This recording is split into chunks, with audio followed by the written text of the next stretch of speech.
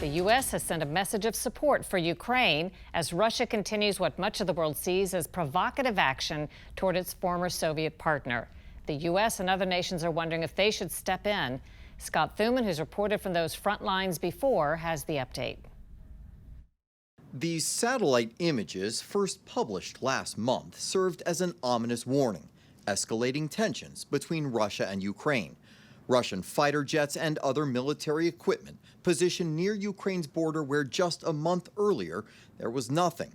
Tens of thousands of extra troops also reported in the region as Russia flexed its military muscle conducting war games. It is, some worry, a precursor of things to come, or at the very least, an attempt to put the Western world on alert. Vladimir Putin's main aim is that the rest of the world should treat Russia as if it were the Soviet Union. Angela Stent has handled Russian affairs at both the State Department and the National Intelligence Council. She's now a professor at Georgetown University and author of the book, Putin's World. His worldview is increasingly, and that is similar to the Soviet times, that the West is out to undermine him, that the West is the adversary, and that he has to make sure that the West doesn't weaken and, as he sometimes likes to say, bite off a chunk of Russia. Ever since Russia invaded and annexed the Crimean Peninsula, essentially taking over that portion of Ukraine in 2014, their reach has grown significantly. Separatists and Russian-backed forces now control large swaths of the eastern Donbas region, rich with coal and metal resources. Some 14,000 people have been killed, mostly Ukrainians, as Russia potentially eyes taking even more territory. 3 winters ago, we went to the front lines to see for ourselves the battle being waged. On the Ukrainian side, the trenches and much of the firepower more World War II than 2021.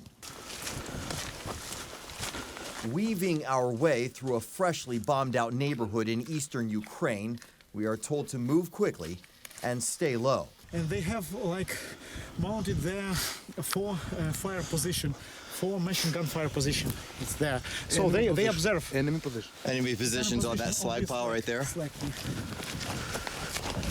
And after a few minutes, we push forward into the trenches and seemingly backwards in time. You can see that there are some soldiers positioned here behind me in this particular trench.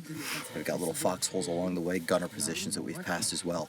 We're going to keep moving up as close to the front line as we can.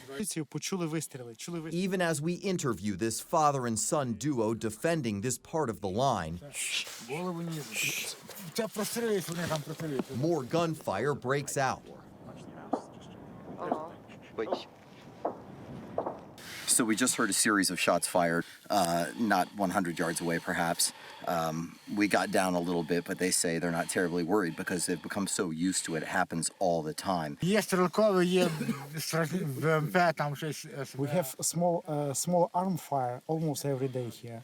But from time to time, they also used BMP, BTR. They used their high caliber weapon. This is life in the forgotten war. I do not believe that Russia wants to take over Ukraine.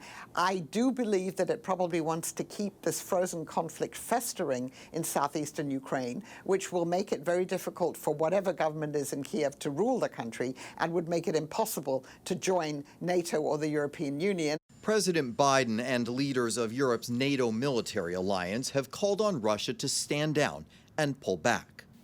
I affirmed U.S. support for the sovereignty and territorial integrity of Ukraine, and I strongly urged him to refrain from any military action.